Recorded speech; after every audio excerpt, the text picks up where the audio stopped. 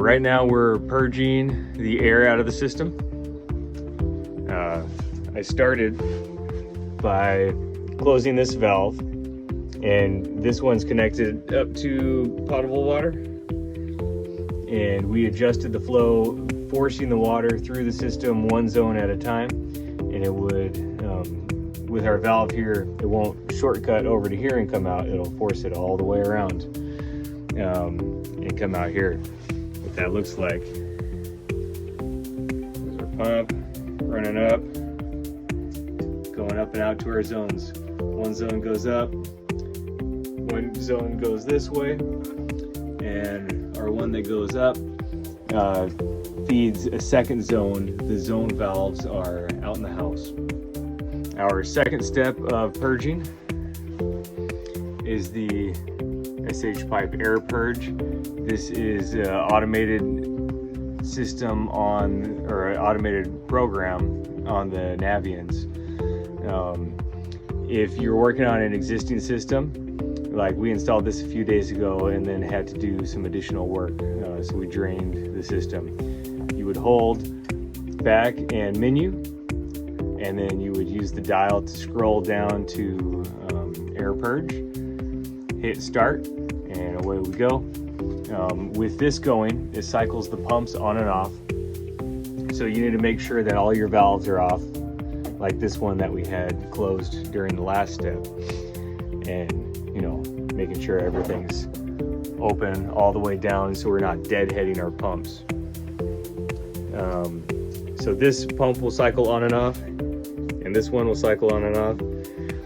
And toward the beginning, I like to continue to open this each time it pumps, and then as it goes on, I like to just wait, let the air get separated through these. It's slower, and I sit and listen to hear if I hear any bubbles flowing through the pipes or the pump. Things are pretty quiet right now, but it's a big system with a lot of loops, so sometimes it takes some time. I believe it's a 900-second purge, so we're nearing the end and things are sounding good. Once it's over, the boiler will go right into operation mode, so if there's a call for heat, it will turn on and start heating. So don't walk away and just expect all the air will be purged, so we can run into some issues that way. The control system on this project was a bit strange.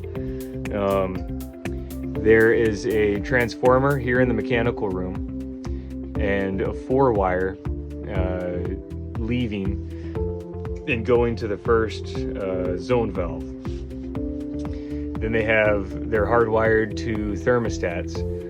The way it was set up when we arrived is the boiler, which is a conventional cast iron boiler, was running 24/7. There was no in switch to tell it to turn off. So the thing just ran all the time. And it was a primary secondary loop system. So we had to have a secondary loop operating all the time as well. So what they did was the zone valve here was not wired in. And the garage is, they have a basketball court above the garage that was just hot all year round. Then the wires that went out here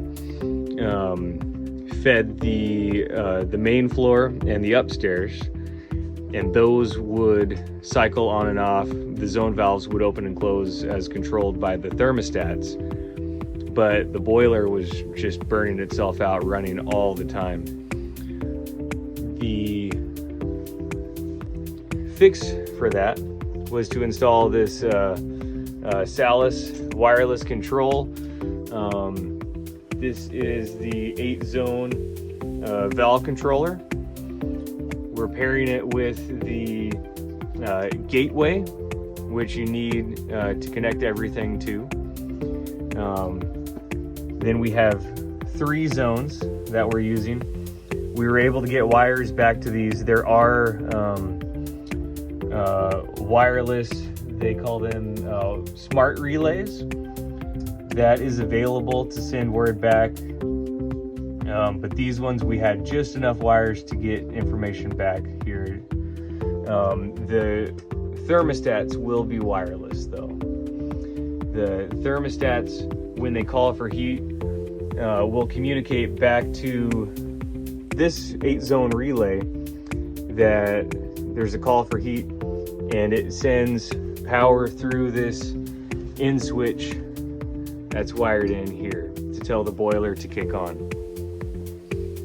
Generally, we would send power here, and then in switch would come out, and you would bundle them all together and connect that into the boiler.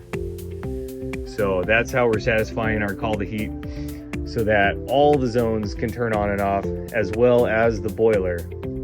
All Navien products, they ask to have a 3/4 gas pipe. In this circumstance, we had 1/2 inch, but fortunately here in the mechanical room, there's 1 inch in the ceiling. We just make it pressed in, flexed over, and a 3/4 gas line coming up and in with our dirt leg.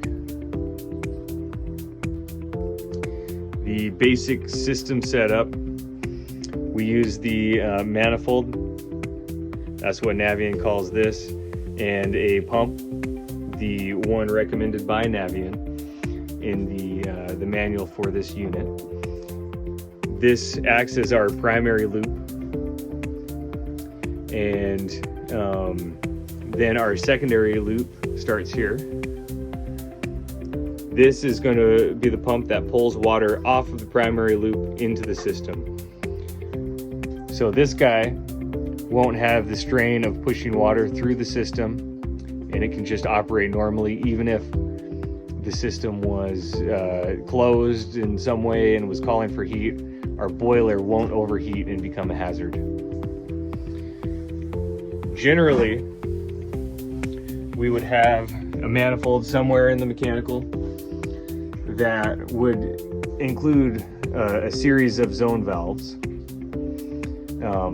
But this house has them kind of spread throughout. It's a little bit of a hodgepodge. They look very much like this, and they can have, you know, controls and separate zone valves on this sort of manifold, or larger 3/4 zones. We added in some valves here to help manually purge the air, less running around in the house. But typically I'd like to have valves on all the zones, and we can purge the air from right here in the mechanical room. Some kind of fundamental structure of the system is the location of the pump and our point of zero pressure loss, as described by Dan Hollabon in Pumping Away and several of his other books, which are great if you're getting into this. It helps out a lot understanding these systems. But we have our expansion tank here hanging on a bracket, valve to isolate it, and these brackets also have a bleeder on the top. So without any interruption to the system, we can turn that off, replace this tank, and bleed the air out of the line, and everything could be running the whole time. Our autofill also fills at our point of zero pressure loss. And our air separator, we've been liking to replace all 3 of these items each time we do a boiler. There's just not much sense in installing a new one, and we have issues getting our air out of the system, and we have to cut in, turn the water off, bleed all the air out of the system again. It's just a lot cheaper for us to go ahead and replace it on a new system. And of course, we are pumping away from our point of zero pressure loss. On top of our unit, we have a trash can air separator right here, as well as a TMP. This guy pops at 30 PSI. If we were working on a combi boiler, we would have 2 TMPs. Similar system on the combis, but we need to make sure that the 30 is going on the hydronic side, and we would have, you know, a couple of additional ports down here that our domestic TMP would go on to. Don't mix them up or we'll have some issues. The system is closed, which means that all of the water in this hydronic heating system is stuck there. The only thing that gets the water out is us purging it or draining it when we service. In this closed system, the water has nowhere to go when it expands due to heat. And on a lot of them, we heat it a lot hotter than domestic water. This tank, expansion tank, gets a good workout. They are factory pre-charged to 12 PSI. They are different than our domestic tanks, although they have similar brackets available. So without one of these, the water would expand and increase our pressure over 30 PSI, which would cause that to pop. And when the water cools back down, it would shrink up, causing our autofill to re-top the system off. This is, you know, it introduces oxygen to the system. In a lot of these hydronic systems, we have cast iron boilers, we have black iron pipes, cast iron radiators. There's all sorts of, you know, cast iron pumps, even in this system, where if we keep introducing oxygen into the system, it's going to rot all of our cast iron, you know, out, and we're going to have leaks. We are a little less sensitive since we have this type of condensing boiler. The only thing we have to worry about is these pumps, which I think this one's actually stainless. You can also get plastic ones. We're running a 120 degree hydronic system. We can use PVC as venting. When we got here, we didn't really have a full understanding of the system or what we would be needing to run it at. You know, everything's in the walls. We couldn't find any of our manifolds. The house has a lot of levels and a lot of rooms. But on the second day, the homeowner pointed us out everything. But we went ahead and got these. These are Centrotherm pipes. Any temperature hydronic system over 120 degrees requires this, as the heat from the exhaust can cause damage to the venting. Here's a little look at the brand, you know, Flue from Centrotherm.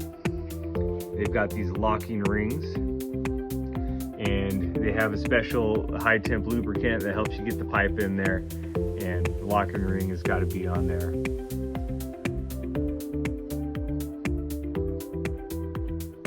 And right on out. The pipe comes in up to 10-foot lengths. They're all hub. There's no hub by hub couplings, so you need to account for the sizes of pipe that you need. They're 1 foot, 3 foot, 5 foot, 6 foot, and 10-foot sections. And of course, all of the fittings are hub on one end and male on the other. That's 96s and 45s. All right, here's our wireless controller. Just up and down arrows to set the temperature and select. Left to right arrows are just for managing settings. I'll have a cover plate, slide on the back, 2 AA batteries. That just clips on the wall. No wires in this system. It communicates remotely via this hub to the relay. The relay is hardwired in to the zone valves throughout the house to call for heat. Here's one of our zone valves. This is on the main floor. This controls the living room thermostat. We see up here we have wires coming into the 24 volt. Nothing coming out of the in switch. This is what would tell the boiler to fire. That is happening based on a timer. The relay gives a command for heat, waits 3 minutes for the valves to open, and then fires the water heater. So this guy here goes back to the mechanical room, and it's wired directly into the relay. It's a 4-strand, so the other 2 chain up, and it goes right upstairs to here, where it is also wired in. These don't get any power until it calls for heat. They have a little battery in it, and it charges while there's a call for heat, and it saves enough charge that it can turn itself off once the call stops. We can use, for small simple systems, we can use the wiring in here to let the boiler control zones, but we've got a little bit bigger and wireless system, so we have our separate relay. Then we have in switch here that comes from the relay. We'll wire that in on the far left here, R and W. This is, you can see, very tiny in there, zone 3, where we can see zone 1, zone 2, zone 3. That's where in switch wires into, it says in the instructions. We've also got our pumps. This is our boiler pump. We can trace our wire up here. The bottom here is our boiler pump. See boiler common, boiler normally open. We don't want to use the NC, that means normally closed. That would make the pump be on all the time except for when there's call for heat. So normally open, that means the circuit's normally open, the pump doesn't have power. Then up here, this will be our system pump. It does have 2 more locations for 3 zone pumps. These ones here would be 3 thermostat controls or 3